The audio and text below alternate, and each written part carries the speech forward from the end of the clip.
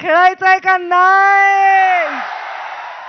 आपल्याला 18 पगड जातीच्या, या मंचावर सगळ्या जातीचे लोक नाहीत, सगळ्या धर्माचे लोक इथं आले नाहीत. माझे बौद्ध बांधव आलेत, माझे मुस्लिम बांधव आलेत की नाही?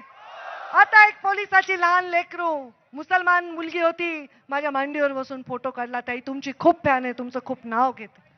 का बरं? का? मी म्हणलं हे शासकीय कार्यक्रम नाही आहे, लाभार्थी संमेलन नाही आहे, हे ज्याला काहीच लाभ नाही त्या मोठा जिगरा असणाऱ्या लोकांचा कार्यक्रम आहे. अरे ऊस तोडणाऱ्या कोयत्यावर गोपीनाथ मुंडेचं नाव लिहिणाऱ्यांचा कार्यक्रम आहे. किती मिळाली भाववाढ? किती किती एवढ्या वर्षी किती घेऊन आलात? आता मतदान केल्याशिवाय जाऊ नका रे बाबांनो, गडबड करताल बर का तुम्ही. मी म्हणल्याशिवाय ऊस तोडायला जायचं वचन द्या मला. भगवान बाबांनी आपल्याला आध्यात्मिक शिक्षण का दिलं बरं? का? या डोंगर कपाऱ्यातल्या लोकांना माणूस म्हणून जगण्याचा अधिकार मिळावा म्हणून भगवान बाबांनी सांगितलं, सप्ते करा, अध्यात्म करा, कीर्तन करा, भजन करा, जमिनी विका पण शिका, हे भगवान बाबांनी सांगितलं. तरीही माझ्या ऊसतोड कामगारांना आजही लेकरं पाठीवर बांधून ऊस तोडावा लागतो. लोक म्हणतील तुम्हाला काय फरक पडतो? मला फरक पडतो. मला वाईट वाटतं, माझ्या आत्म्याला वेदना होतात. आणि पुढचे 20 वर्ष लागो, 30 वर्ष लागो, मी माझ्या या ऊस तोडणाऱ्यांचं जीवन बदलल्याशिवाय माझा शेवटचा श्वास घेऊ शकणार नाही. अरे तुमच्या लेकरांच्या अंगावरचा मळका शर्ट बघून, तुमच्या लेकरांच्या हातामधला तुटका खेळणं बघून माझ्या जीवाला काय वाटतंय मला सांगता येणार नाही. भगवान बाबाच्या साक्षीने सांगते. पंकजा मुंडे खोटं बोलते का? पंकजा मुंडे थापा मारते का? पंकजा मुंडे काही अंधारात एक उजेडात एक वागते का? आणि कुणाला घाबरते का? अंधारातून भेटते का कुणाला जाऊन? कुणाला घाबरत नाही मी. घाबरते ते या समोरच्या मैदानात माझ्या भाषण ऐकायला लोक नसतील त्या दिवसाला घाबरते. मी भगवान बाबांना प्रार्थना करीन, असा दिवस सुद्धा उजाडू देऊ नका. तुमचं जीवन भलं करायचंय रे, भांडायचंय तुमच्यासाठी. तुम्हाला विमा मिळवून द्यायचा आहे, तुम्हाला शेतीच्या पिकाला भाव मिळवून द्यायचा आहे, तुमच्या गावापर्यंत रस्ते द्यायचेत, विकास करायचा आहे, शाळा शिक्षण या सगळ्या गोष्टी करायच्या. केलं की नाही मंत्री असताना सांगा बरं? राज्यभरातून तुम्ही आलात. कर्डिले साहेब नेहमी सांगतात, अहो ताई एवढे रस्ते केले, मी तर मागितलेच नव्हते. न मागता रस्ते दिले, न मागता विकास दिला. या बीड जिल्ह्याला ऐतिहासिक विमा दिला. या बीड जिल्ह्याच्या गरीब माणसाचं मी भलं करण्यासाठी काम केलं. एकही गाव सोडलं नाही. गावात मायनस बूथ असलं तरी तेवढाच निधी दिलाय जिथे 90% मतदान आहे. कधीच भेदभाव केला नाही रे. आता यावेळेस गडबड झाली, जाऊ द्या त्याचं. आपल्याला ही गडबड पुसून काढायची. या राज्यातल्या प्रत्येक जातीच्या माणसाला विश्वास वाटावा असं नेतृत्व गोपीनाथ मुंडे होते की नाही? छत्रपतींच्या घराण्यांनी पण मुंडे साहेबांवर किती प्रेम केलंय. मी उदयनराजे, छत्रपती उदयनराजेंच्या घरी गेले होते. साताऱ्याला सभेला हाताला धरून मला घरात नेलं.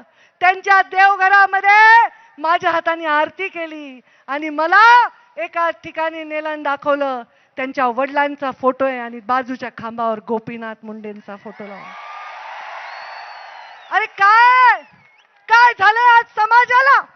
एखाद्याने गाडीने एखाद्या लेकराला उडवलं तर लोक विचारतात गाडीच्या ड्रायव्हरची जात काय आणि उडवणाऱ्याची जात काय? एखाद्या नराधमानी एखाद्या लहान चिमुकलीचा जीव घेतला, तिच्यावर अत्याचार केला तर लोक विचारतात त्या मुलीची जात काय आणि अत्याचार करण्याची जात काय? हा असा समाज घडवण्यासाठी आम्ही आमच्या आयुष्यातले 22 वर्ष खपवले नाहीत. आम्हाला असा समाज घडवायचा नाही. आम्हाला अधिकाऱ्याचा सीआर बघूनच त्याला काम द्यायचंय, जात बघून देणाऱ्याची औलाद गोपीनाथ मुंडेची नाही. आम्हाला काम करणाऱ्या माणसाच्या उगीच जातीवर स्वार होणाऱ्या कोणाच्याही पाठीवर उभं राहायचं नाही. मला या देशामध्ये, या राज्यामध्ये कोणी एखादी फाईल समोर आणली आणि एखाद्या अधिकाऱ्याचं काम असलं की हळूच ते म्हणते ताई आपला जवळचा आहे, आपला पाहुणा आहे. अरे त्याच्यावर विनयभंगाची केस आहे ना, कसला पाहुणा? असल्या गोष्टी करायला भगवान बाबा माफ करतील का? भगवान बाबांनी जीवनामध्ये जगण्यासाठी फक्त आणि फक्त एक उत्तम चरित्राचं उदाहरण दिलंय. आठवा, भगवान बाबा का आले भगवान गडावर, धौम्यगडावर? आठवा, आठवा. अरे नुसता आरोप झाला तरी प्रचंड वेदना देणारं कृत्य करून स्वतःचं सत्व ज्यांनी दाखवलंय त्या भगवान बाबांची लेक आहे मी. इथे चालणारच नाही चूक, इथे खपणारच नाही पाप. सामान्य गरीब भाबड्या बोळ्या जनतेसाठी काम करण्यासाठी मी आहे, राजकारणाला चिटकून बसण्यासाठी नाही. अरे काय राजकारणाला चिटकून बसण्यासाठी नाही. अरे काय सगळे म्हणायचे आमदार झाल्या, आमदार झाल्या, आमदार झाल्या. काय आमदार झाले तर? अरे माझे त्या 5 लेकरांनी जीव दिला रे, काय त्या आमदारकीचं गोड वाटणार आहे मला सांगा. 5 वर्ष या मेळाव्याला एवढ्याच गर्दीने तुम्ही आलात. होतं का माझ्या मागे आमदारकी, खासदारकी, पद, मंत्रीपद, पैसा, अडका, व्यवस्था, शासन होतं का? तरी आलात, उद्याही येताल. आपल्या मागे असावंच काहीतरी तुमच्यासाठी, पण नसलं तरी तुम्ही मला सोडणार नाहीत आणि मी तुम्हाला सोडणार. जो समाजात सगळ्यात वंचित आहे, पीडित आहे, ज्याची पत नाही आणि ऐपत नाही, पत नाही आणि ऐपत नाही, अशा माणसासाठी काम करण्यासाठी मी राजकारणात आहे. मला घरं भरण्यासाठी, 10-12 गाड्या घेण्यासाठी, टेबला खालून टेबलावरून घेण्यासाठी नाही. तुम्हाला अभिमान वाटतो म्हणून हेलिकॉप्टरनी येते, तुम्ही म्हणला तर बैलगाडीत येते. येऊ का? पुढच्या वर्षी कशी येऊ? येऊ ना हेलिकॉप्टरने? तुम्ही येणार ना? कशासाठी? कुणाचा दसरा? अरे भगवान बाबांचा दसरा, भगवान भक्तिगडावरचा दसरा, भगवान बाबांचे संस्कार. छत्रपती शिवरायांनी मोगलांच्या विरुद्ध लढाई छेडली तर प्रत्येक मावळ्याने आपलं रक्त सांडले. त्या प्रत्येक रक्ताला एका वाटीत घेऊन जर मिसळलं ना तर कळणार नाही रे धनगराचं होतं का वंजाऱ्याचं होतं, कुंभाराचं होतं का लोहाराचं होतं, मुसलमानाचं होतं. त्या छत्रपती शिवरायांनी मावळ्यांची मोठ बांधली म्हणून स्वराज्य आणि सुराज्य स्थापन झालं. जिजाऊ माझा आदर्श. जिजाऊंचं शौर्य, अरे 16 कोवळ्या मुलाला 16 वर्षाच्या रणांगणात फेकणारी ती माता, तिचं शौर्य. सावित्रीबाई फुले चिखलाचे शेणाचे गोळे स्वतःच्या अंगावर खाल्ले तरी लेकींना शिकवण्याचं काम केलं. हे लाडकी बहीण म्हणतायत, त्यावेळी लाडक्या बहिणीला शिकवायचं काम आम्ही केलं. आता लाडक्या बहिणींना आपण ताकद देतोय. त्या लाडक्या बहिणींना ताकद माझ्या सावित्रीबाई फुलेंनी दिली, त्यांचं धैर्य. आणि माझी पुण्यश्लोक अहिल्या देवी होळकर, त्यांचं औदार्य.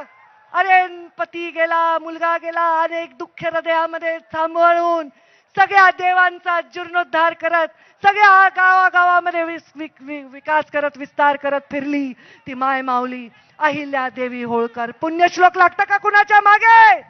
नाही लागत. अरे बाबासाहेब आंबेडकर म्हणायचे, शिक्षण हे वाघिणीचं दूध आहे, पिल्याला गुरगुरल्याशिवाय राहत नाही. तुम्ही जे गुरगुरताय ना ते शिक्षणाच्या जीवावर गुरगुरताय. तुमची जी शक्ती आहे ना तुम्हाला मिळालेल्या शिक्षणाच्या जीवावर. गरिबांसाठी